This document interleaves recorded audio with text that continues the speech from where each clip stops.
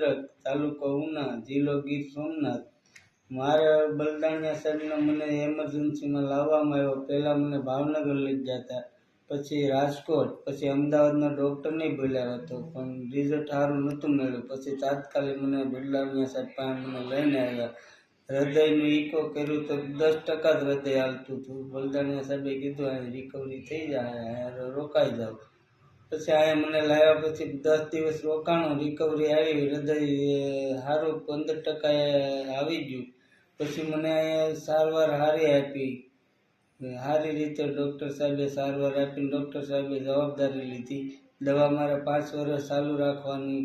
દવા હું દર મહિને અહીંયા લેવા આવું છું, સુરત રહું છું।